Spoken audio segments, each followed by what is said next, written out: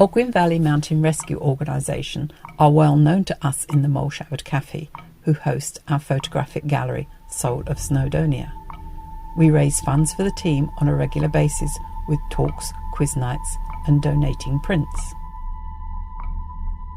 I had a text asking if I could meet one of the team, Jim Langley. The coming year was the 50th anniversary of the organisation, and they were going to celebrate it with multiple events. Jim told me he had been inspired to put people with head torches on the ridge of one of Britain's most recognisable mountains, Tryfan, after seeing a similar project on the Matterhorn.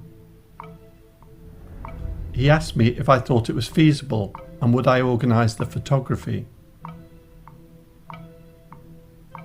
Having decided that it would make a great event, it was now up to us to make it happen.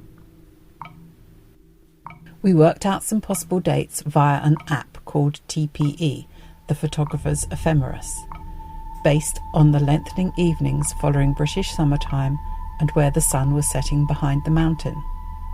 We wanted some ambient light to the right of the night sky, not directly over the ridge. Now anyone who knows the Welsh weather will know how fickle it can be. We decided on Friday the 17th of April, with the reserve date a week later. Jim contacted all current and past team members and their fundraising group 333.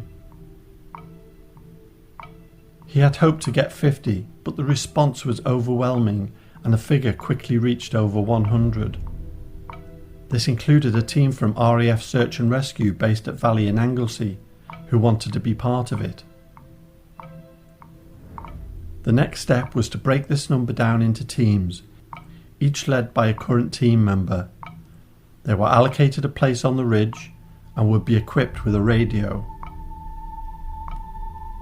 It could be cold, so everyone needed to spend as little time as possible standing in one position, so timing when the teams left base was crucial. As the date got closer, we decided to have a dummy run. 2 team members went onto the ridge. Our first problem was that although they thought they were on the ridge, they were not. They were at least 5 metres below.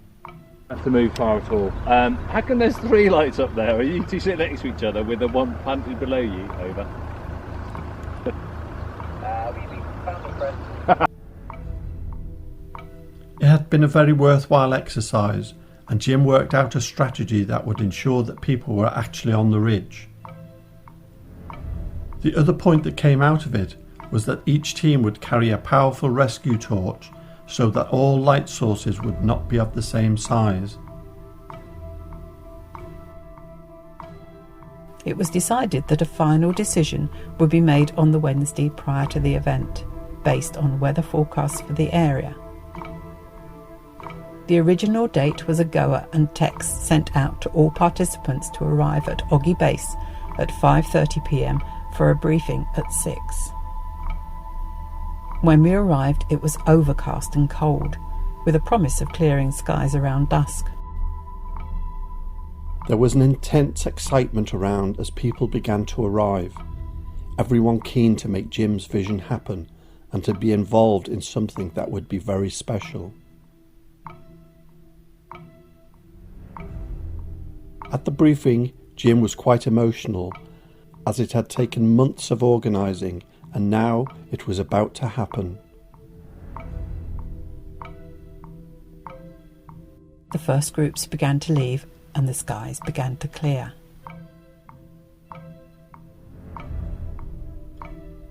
Inside Oggy Base, lobscouse was being prepared for later, and teams could be heard chatting to each other on the radios. 201, 256, 10, over. Yeah, 256 is loud and clear. So I've got the party pretty much all together now, but 3 of them, so that's Megan and her 2 friends, are going to come back up and fill the gaps near the time, over. Okay, understood, over. We made our way to our selected shooting point, nervous but excited.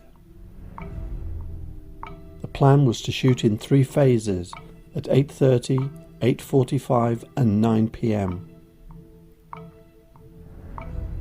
All participants were to stand pointing their head torches to the Land Rover headlights after the first flare went off, and to make sure that they could see clear sky behind them.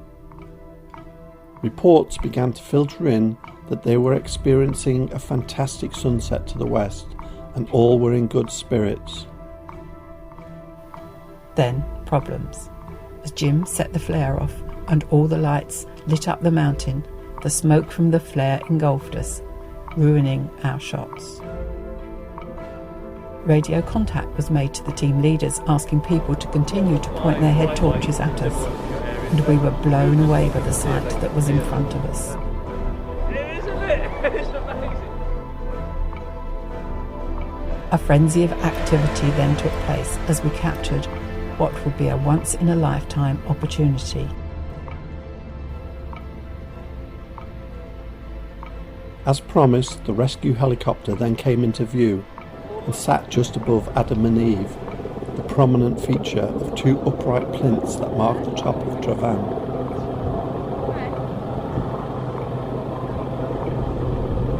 They respond quick. They put the lights off, John. Get the picture of their heli lights. That'd be super.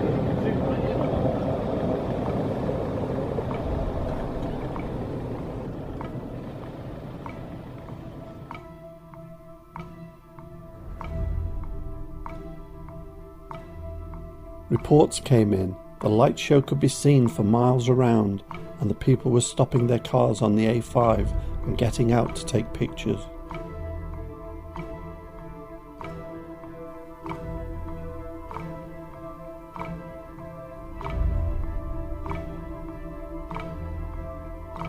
Listening to the radio reports, we could tell people were enjoying it.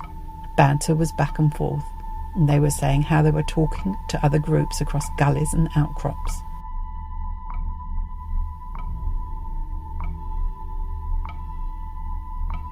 Groups radioed in that they were happy enough to give us another 10 minutes before beginning their descent.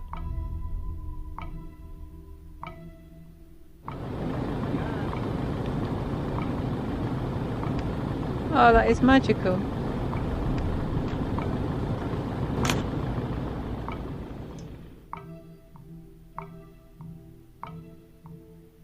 As we returned to base, teams started to filter in.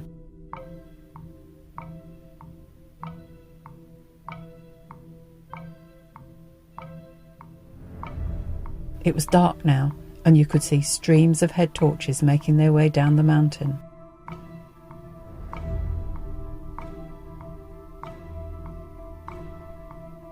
It was now a case of getting everyone down safely, and team after team came in with huge smiles on their faces. They knew that they had participated in something very special. The party went on well into the night, but we wanted to get home to see if we had played our part and produced images worthy of the event. Next day, news spread like wildfire around the outdoor community, and social media was awash with stories about Tryfan Skylight. I was privileged to be asked to be part of it. It's an evening I will never forget. It was without doubt a huge success, and stories will be told and retold over the years. But most of all, over 100 people can point to a head torch and say, "That's me."